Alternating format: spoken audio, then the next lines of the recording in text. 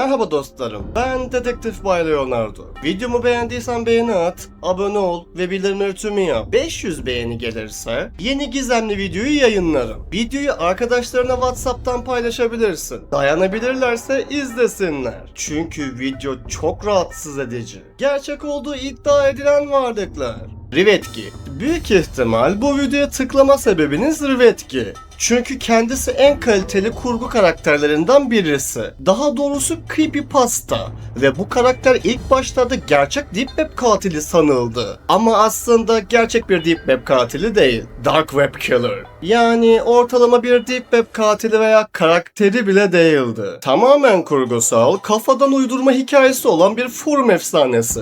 Hatta kaliteli yazılmış bir creepypasta bile değil. Mesela bir Slenderman değil, en kaliteli creepypastalardan biri olan Slenderman ve Jeff the Killer gibi değil. Jeff the Killer ve Slenderman gibi karakterleri çocukken gerçek sanardık ama onlar çok kaliteli kurgulardı. Hikayeleri çok uzundu ve kaliteliydi. Fakat Rivetki bizi Jeff the Killer veya Slenderman kadar iliklerimize kadar korkuyu hissettiren dandik hikayeye sahip olan bir karakter. Yani Rivetki'nin hikayesi aslında Slenderman ya da Jeff the Killer kadar kaliteli değil. Rivetki 2014 yılında donanım haber forumlarında ortaya çıkan ve o zamandan beri medyada popülerlik kazanan, hatta Cihan Karga creepypastasının baş düşmanı haline gelen ünlü bir Türk şehir efsanesidir. O, insanların öldürmesi için kendisini tuttuğu Deep Web'in en ünlü seri katilidir. Tabii ki hikayeye göre öyle. Hatta bazı insanları bedava öldürdüğü bile söyleniyordu. İddiaya göre seni öldürmeye geliyor ve seni öldürüyor. Sonra bir testere katili gibi yüzünü oyup koleksiyon yapıyor.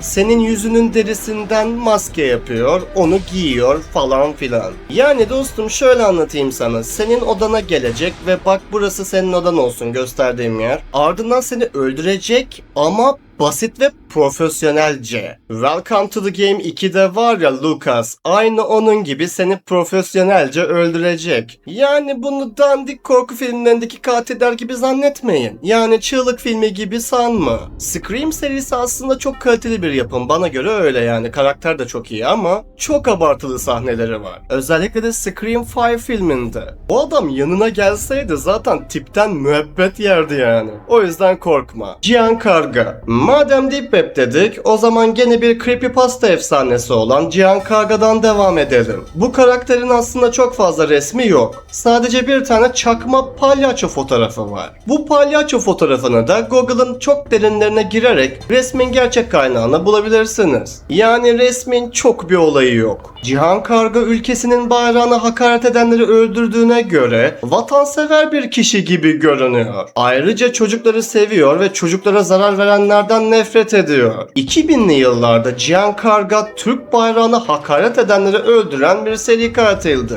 Rivetki, Ryane ve kambur katil Core 0 gibi masum insanları öldüren diğer seri katiller de vardı. Çok net hatırlarsınız bunları. Ayrıca kurbanlarının Deep Web'de öldürmelerine de tanık oldu. 2016-2017'den sonra veya bu yıllara yakın bir zamanda Cihan Karga ortadan kayboldu. Hikayeye göre muhtemelen başka bir seri katil tarafından öldürüldü, intihar etti veya polis tarafından yakalandı. Tüm bunların ardından ve insanlar Cihan Karga ve diğer Deep Web katilleri hakkında bilgi edindikten sonra insanlar Cihan Karga'yı bir kahraman olarak görmeye başladı. Aslında oldukça çakma bir palyaço ve Cihan Karga'nın ünlü fotoğrafı aslında orijinal hikayeden değil. Cihan Karga'nın fotoğrafı aslında Horror with the Wings olarak bilinen sanatçının Love Heart adlı eserinin bir görüntüsüdür. Yani Love Heart yazarsanız aslında bu eserin bir görüntüsünü bulabilirsiniz. Bu da aynı fotoğraf. Hikayenin en çarpıcı görsel ve psikolojik öğesi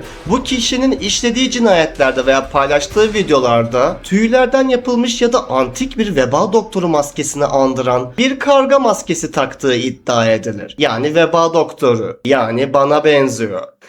Şaka yapıyorum. Ben dedektifim. Her ne kadar resmi kayıtlarda böyle bir seri katil geçmese de ya gerçekse? O zaman ne olacak? 14 kişiyi parçalayan seri katil. Biliyorum, herhangi bir sosyal platformda bu adamın resmini gördün ve gerçek sandın. Gerçek bir Suriyeli katil sandın. Suriyeli mi tam orasını bilmiyorum ama Suriye sınırlarında olduğu söyleniyordu. Adamın tipine ilk baktığında sana çok korkutucu ve insanları paramparça kıyma edecek gerçek bir seri katil gibi görünüyor, değil mi? Aslında değil. Böyle bir katil gerçek hayatta yok. Ve sadece bir internet efsanesinden ibaret. Bu arada bu karakter birçok insana travma yaratmış ama böyle bir şey yok. Dostlarım, bir dedektif olarak çok derin araştırdım. Korkmayın yani. Adam çok korkutucu, evet. Bana korkutucu gelmedi ama bazı insanlar bu adamı profil resmi yapmış. Korkmayın lan.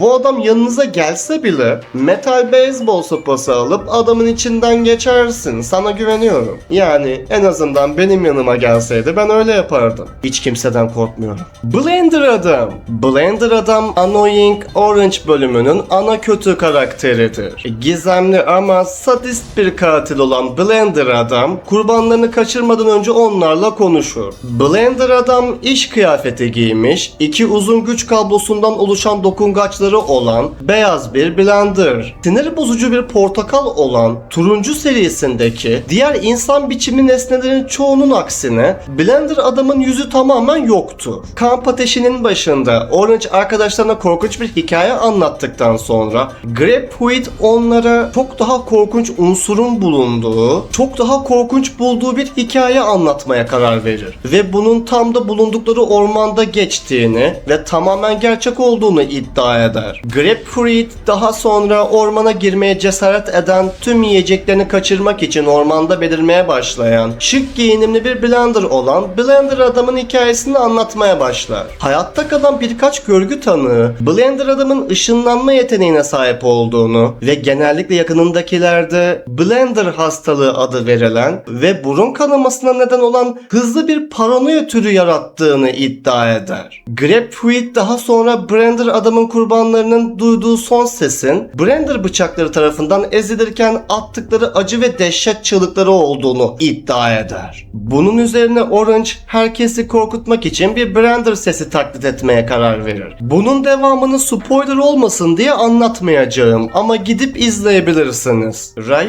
Ryane ünlü Türk korku hikayesi, şehir efsanesi, Cihan Karga'da küçük bir kötü karakterdir. Çocukları hedef almasıyla bilinen bir seri katildir. Adı soyadı bilinmiyor. Muhtemelen takma isim kullanıyor. Ryane uçlarında beyaz tüy tutamları olan büyük sivri kulaklara sahip, ürkütücü bir tavşan kostümü giymektedir. Geniş sarı gözleri, keskin sivri dişleri ve uzun bir dili vardır. Yaptığı eylemler yüzünden başka bir seri katil olan Cihan Karga tarafından öldürülür. Mr. France 1-2-3. Diğerlerinden sonra anlatacağım en değişik varlık bu olabilir. Videoyu bu saatten sonra kapatmak isteyebilirsiniz ya da izlemeye devam edebilirsiniz. Etkilenecekseniz ya da yaşınız küçük ise lütfen YouTube izlemeyi bırakın. YouTube Kids izleyin. Tumblr'da Mr. France 1-2-3 adında bir kullanıcı var. Videolarda birden fazla kez tuhaf görünümlü manken bacakları karşımıza çıkıyor. Örneğin birinde bacaklar bir yatağın üzerinde yatarken diğerinde beton bir duvarın önünde gösteriliyorlar. Bazı videolarda sadece araba penceresinden çekilmiş, ıssız yerlerdeki kırsal yollar gösteriliyor. Sürücünün kasvetli tenha bir kasabaya girdiği görülse de kimse bu bölgeyi tespit edemedi.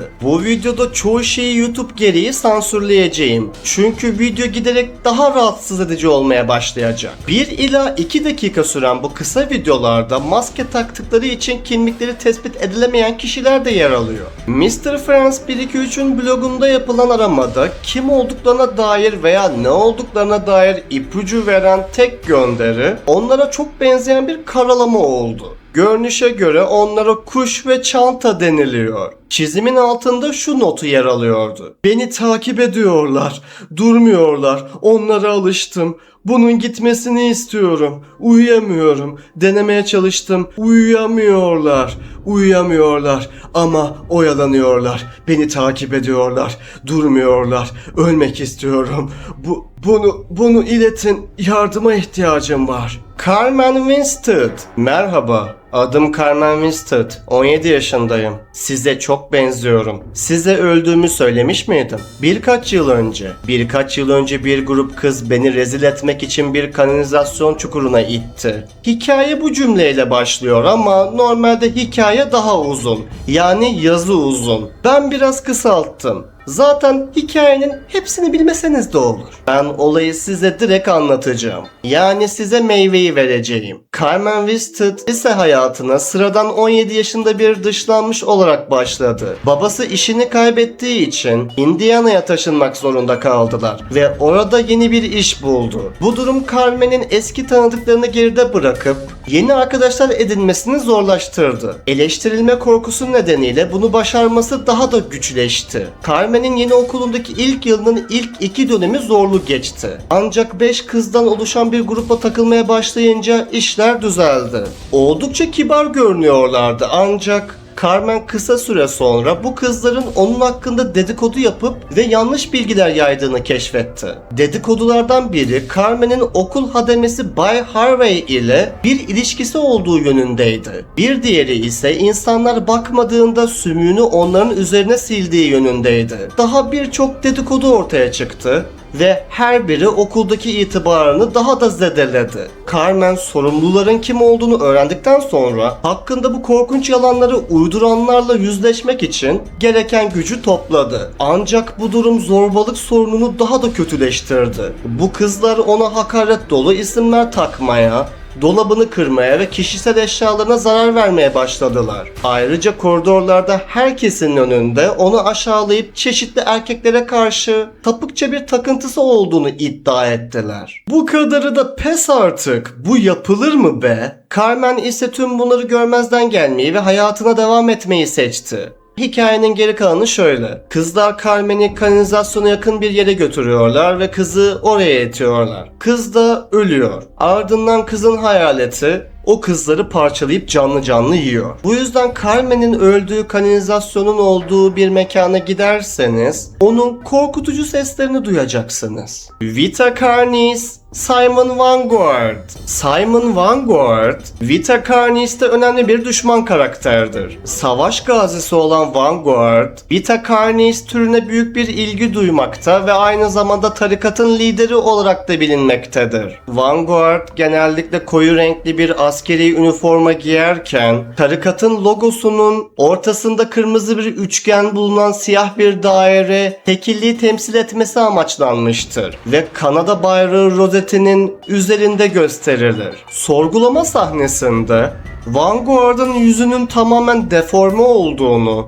ve bir gözünün eksik olduğunu görürüz. Ve sorgulayıcı Vanguard'ın bunu Vita Carnis türü için kendi kendine yaptığını iddia eder. Vanguard'ın yüzü gizli video olan şu linkten alınmıştır. Videoyu beğendiyseniz beğeni butonuna basmayı unutmayın. 500 beğeni yeni gizemli video. Kendinize iyi bakın. Hoşça kalın.